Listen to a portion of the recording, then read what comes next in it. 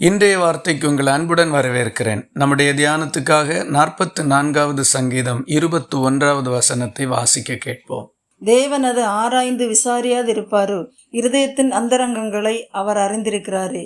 மனுஷன் முகத்தை பார்க்கின்றான், தேவனோ இருதயத்தை பார்க்கின்றார். எந்த மனுஷனாலும் பிற மனிதனுடைய இருதயத்தில் என்ன இருக்கின்றது என்பதை காணவோ அறிந்து கொள்ளவோ முடியாது.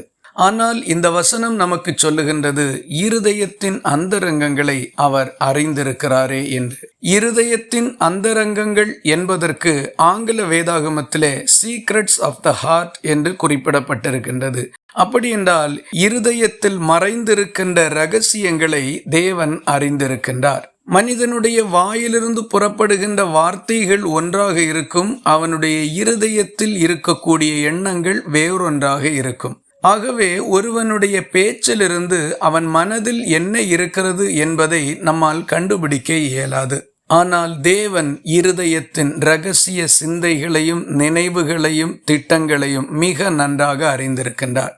ஏன் நமக்கு இருதயத்தில் சுத்தம் அவசியம் என்றால், முதலாவதாக தேவன் இருதயத்தை பார்க்கும் பொழுது நம்மில் அசுத்தமான எண்ணங்களும் தீய எண்ணங்களும் உண்டாயிருக்குமானால் அவர் நம்மில் பிரியப்பட மாட்டார். அது கர்த்தருக்கு முன்பாக பாவமாக இருக்கும். ஆகவே நம்முடைய இருதயம் சுத்தமாய் இருக்க வேண்டியது அவசியம். இரண்டாவதாக, சுத்த இருதயம் உள்ளவர்களாகிய இஸ்ரவேலருக்கு தேவன் நல்லவராகவே இருக்கிறார் என்று சங்கீதம் 73:1 சொல்லுகின்றது.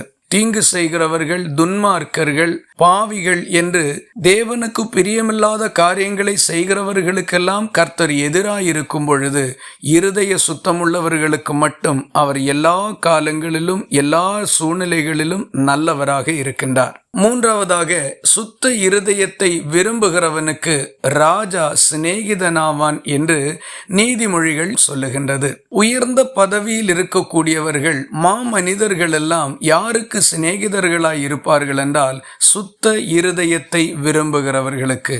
நாம் சுத்த இருதயத்தை விரும்பி வாழுவோமானால் உயர்ந்த மனிதர்களோடுள்ள நட்புறவை பெற்றுக்கொள்ளுகிறதற்கு முடியும். அது நமக்கு மேன்மையாகவும் இருக்கும். ஆகவே சுத்த இருதயத்தோடு வாழ்வோம். இந்த ஆசீர்வாதங்களை சுதந்திரித்துக் கொள்வோம். இந்த வார்த்தைகள் இந்த நாள் முழுவதும் உங்களுக்கு ஒரு ஆசீர்வாதமாய் இருப்பதாக. ஜெபிக்கலாமா?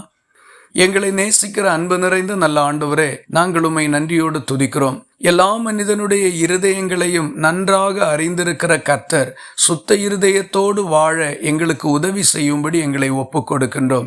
எங்கள் இருதயத்தில் ஏதாகிலும் தவறான நினைவுகளோ எண்ணங்களோ இருந்தால் அவைகளை எங்களை விட்டு அகற்றி உமக்கேற்றதாக மாற்ற ஒப்புக் கொடுக்கிறோம். ஜெபத்தை கேட்டதற்காக ஸ்தோத்திரம். இயேசு கிறிஸ்து மூலம் வேண்டிக் கொள்கிறோம் எங்கள் அன்புள்ள நல்ல பிதாவே, ஆமேன். கர்த்தர் தாமே உங்களை ஆசீர்வதிப்பாராக.